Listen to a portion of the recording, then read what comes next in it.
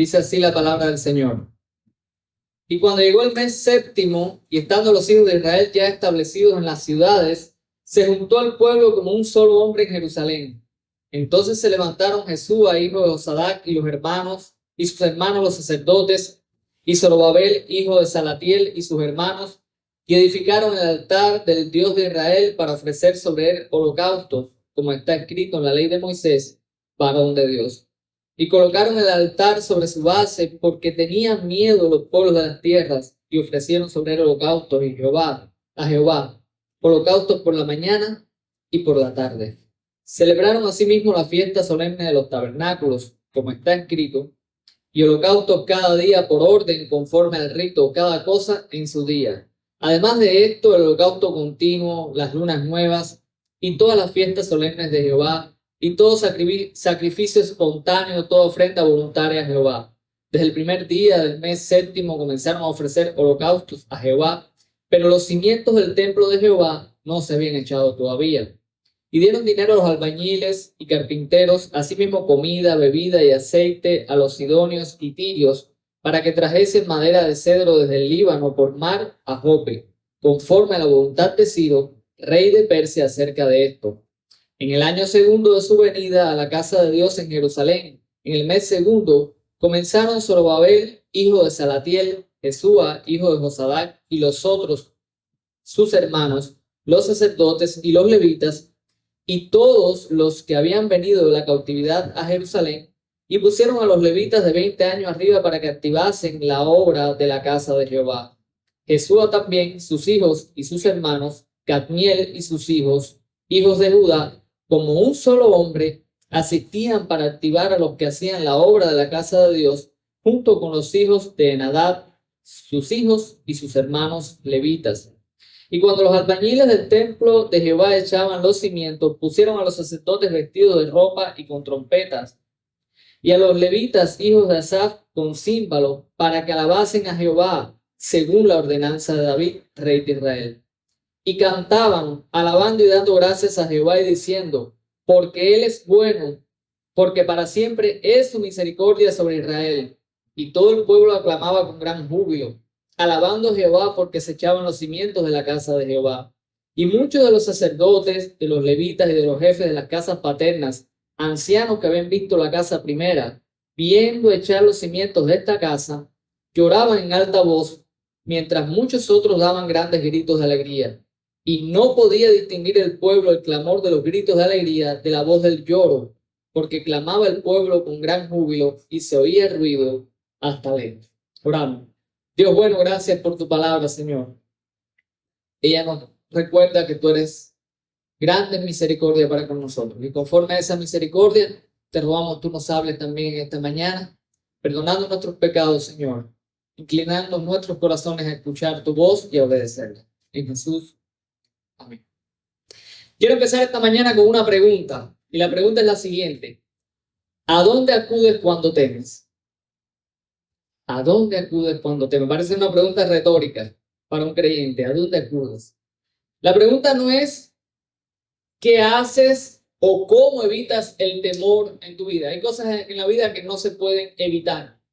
Aunque hay personas que creen que hay cosas que se pueden evitar. No, no temas, no puedes tener temor. No, hay cosas que no se pueden evitar. La pregunta no es esa. La pregunta es ¿qué hacemos cuando tememos? Cuando las circunstancias parecen más grandes que nosotros.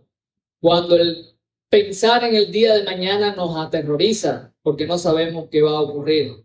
Cuando todo parece que está en tu contra. La historia en esta mañana pues trata sobre eso. La historia en esta mañana nos va a dar la respuesta conforme nos confronta o nos muestra la manera en que actuó Israel en un momento similar al que podríamos experimentar nosotros. Y lo hace contándonos dos cosas. En primer lugar, y ya les voy a ir dando las divisiones, cómo vamos a ir guiando este pasaje, cómo nos vamos a ir trasladando por todo el capítulo 3. En los versículos 1 al 5 nosotros tenemos la reconstrucción o la edificación del altar.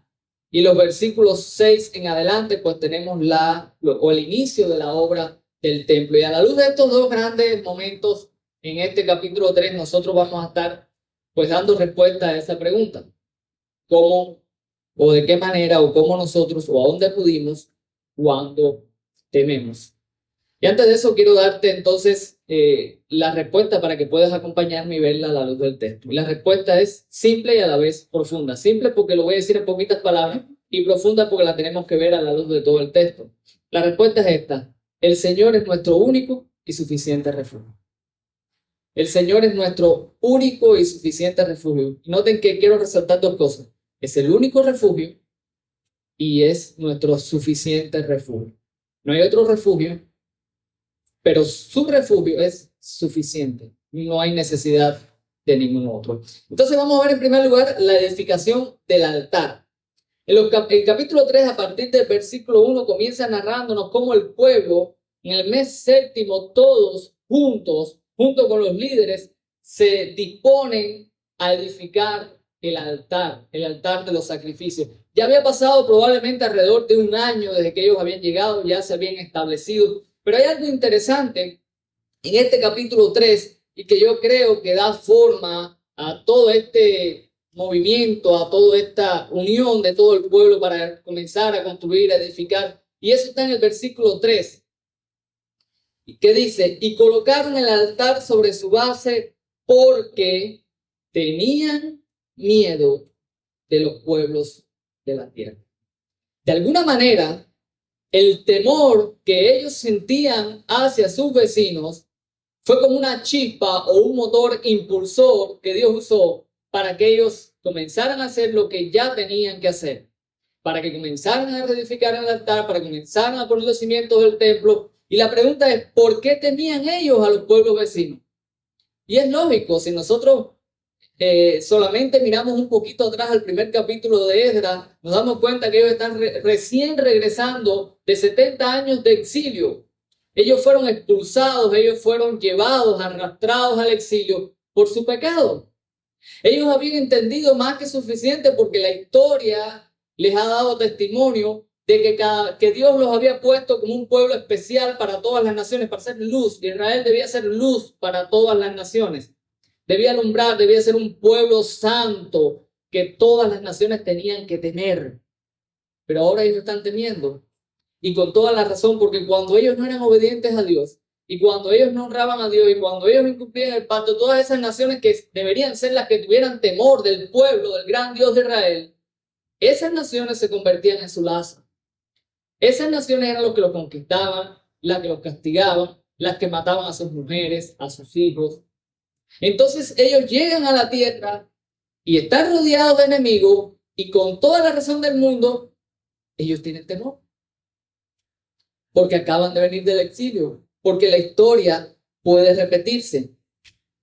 Y ellos habían aprendido también que a lo largo de la historia el pueblo había respondido muchas veces de otras maneras. Cuando temían, muchas veces confiaban en ellos mismos, en su poderío, en tener mucha gente, cosa que no tenían ahora, porque ahora no era el mismo pueblo grande que habían sido años atrás, numéricamente hablando. En otras ocasiones habían acudido a naciones poderosas. ¿Cuántas veces Israel no acudió a Egipto, a la nación poderosa, para que les ayudara a ellos? Y otras veces habían acudido a los ídolos y habían confiado en los Baales. Pero ahora ellos responden diferente. Habían aprendido que tenían que acudir al Señor.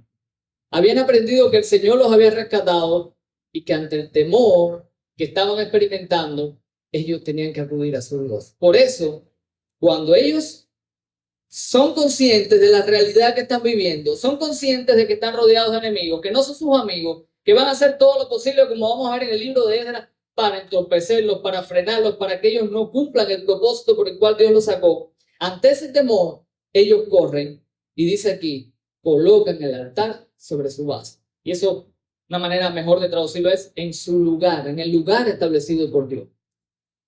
Y es algo que vamos a ver en este pasaje, cómo constantemente nos recuerda al menos un par de veces que hicieron las cosas tal y como estaba escrito.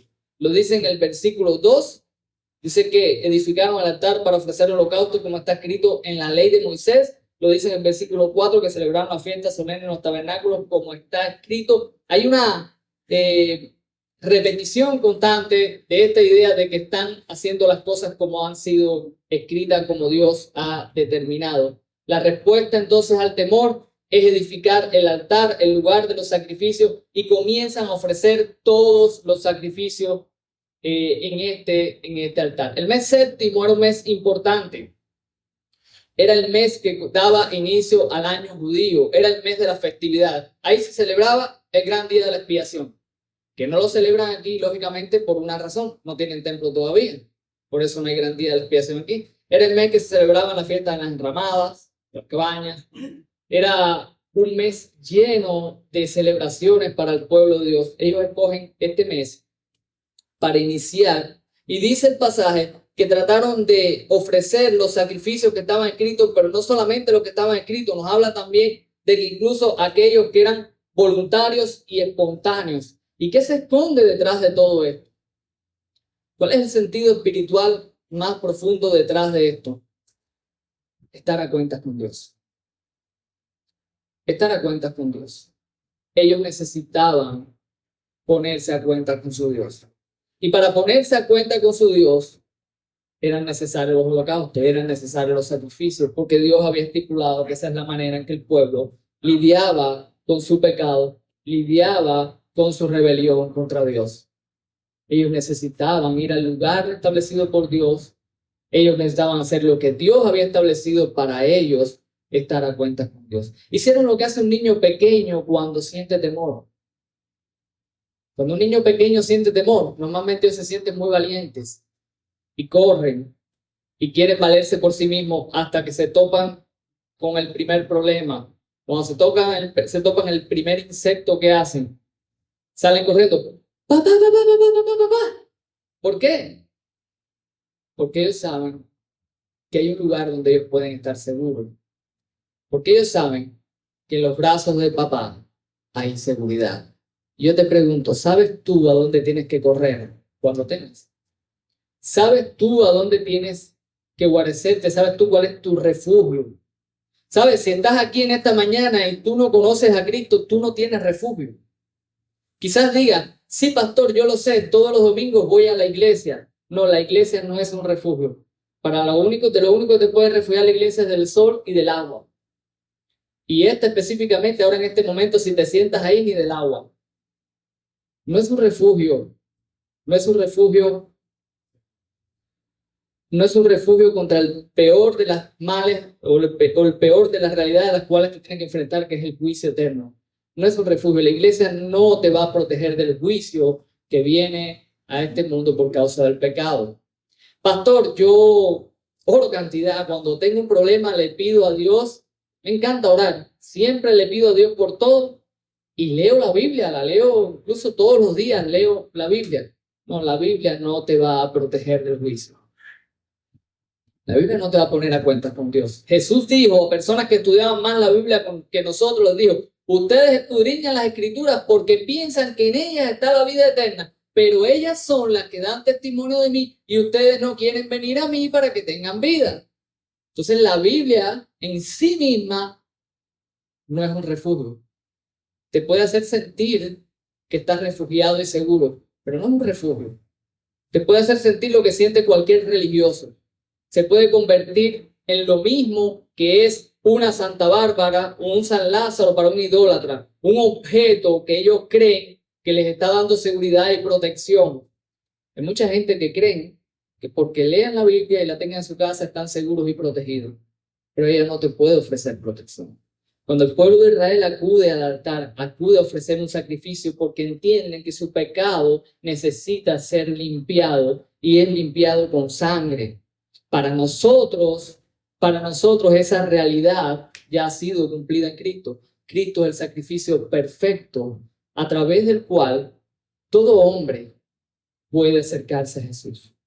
Lo cual implica para ti que no conoces al Señor, lo cual implica que tú tienes que correr a Jesús primero para que tus pecados sean limpiados, para que seas perdonado, para que puedas encontrar refugio primero ante la ira de Dios y para que después puedas experimentar descanso y cuidado ante las luchas de la vida. Pero para nosotros que somos creyentes, esto es un recordatorio que nos trae consuelo y alivio en nuestras vidas. La palabra de Dios dice que nosotros podemos acercarnos ¿cómo? ¿Cómo nos podemos acercar al trono de la gracia? confiadamente. Jesús a través de sangre abrió el camino para que, al igual que el niño corre a su padre, papá, papá, tú puedas correr a Dios en tu momento de angustia y puedas decir, Padre, Padre, aquí estoy. Sosténme tú porque yo no puedo. Lleva tú mis cargas, como decía el himno. En mi temor, en mi duda, en mi angustia, las puertas han sido abiertas para que yo pueda ir con confianza a mi Padre, para que yo pueda acudir a Él.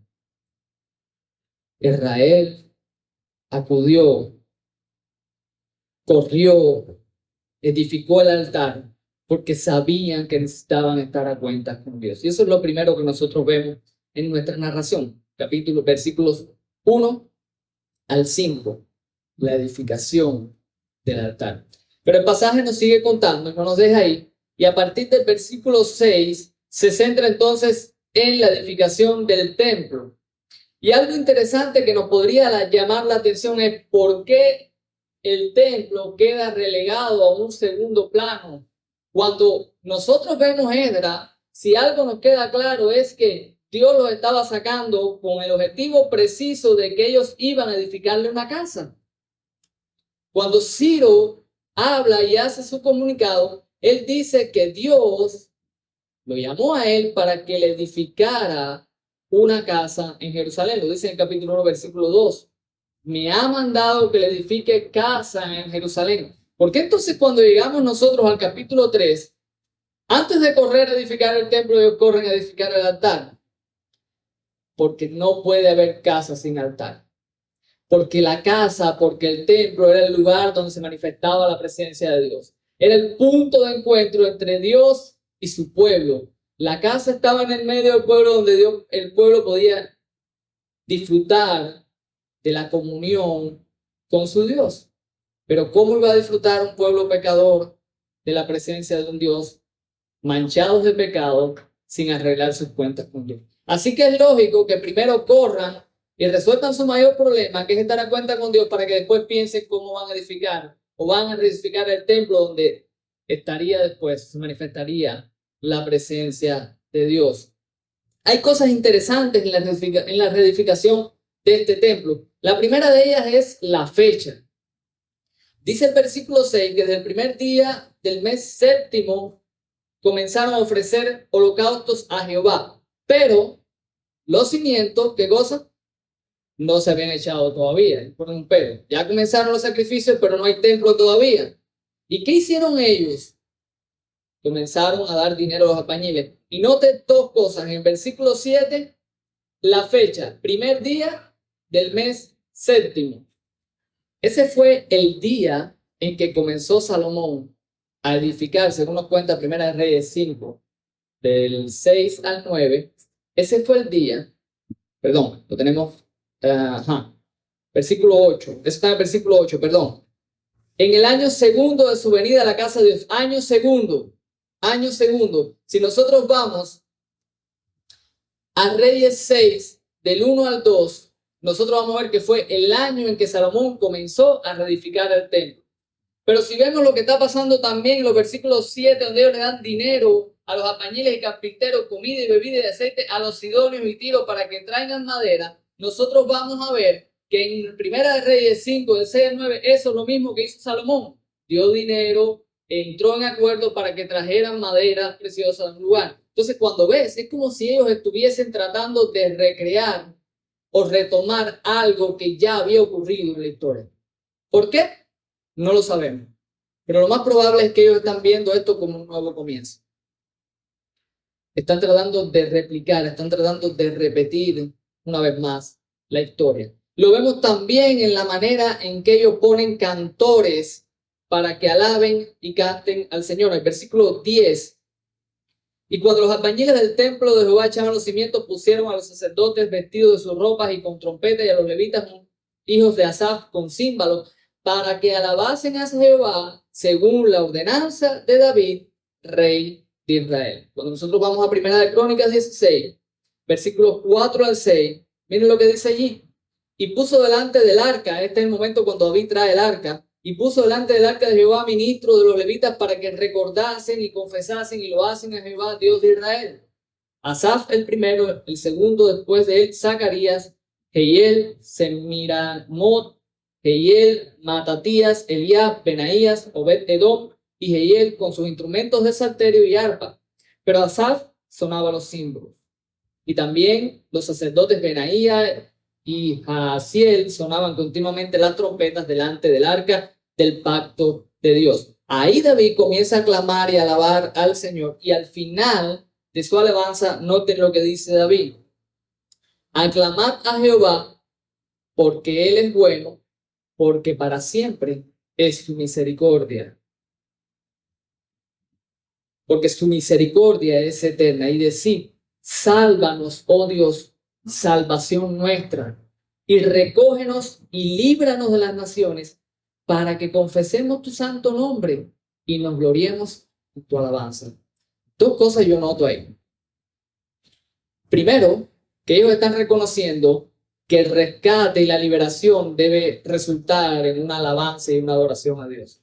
David dice: para siempre es tu misericordia, sálvanos, rescátanos para que nosotros te alabemos y te adoremos. Muy probablemente ellos están viendo aquí el cumplimiento de esas palabras. Están viendo cómo Dios los está librando, así como cantó David, y se ven ahora en el compromiso de alabar a Dios, de exaltarle, porque están experimentando ahora en carne propia la liberación de Dios, el rescate de Dios. Pero creo que también están mirando aquí la manera en que deben responder a los acontecimientos presentes. Ahora ellos se ven amenazados. Ahora ellos se ven rodeados de enemigos. ¿Y cuál es su respuesta? Vamos a alabar al Señor. Él es bueno, su misericordia es para siempre. Sálvanos y rescátanos, Señor.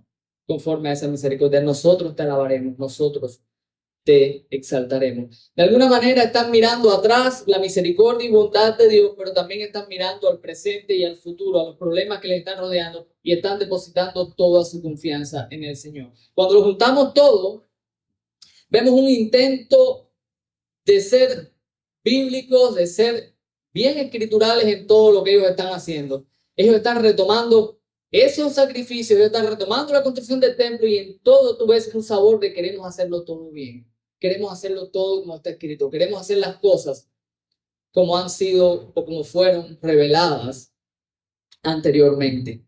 Habían razones para que ellos estuvieran felices y alabaran a Dios, ¿sí o no? Había razones. Y lo están haciendo. Están alabando a Dios, están exaltando, están cantando con júbilo. Pero no todos. Algunos no lo están haciendo. Algunos están llorando al final del pasaje.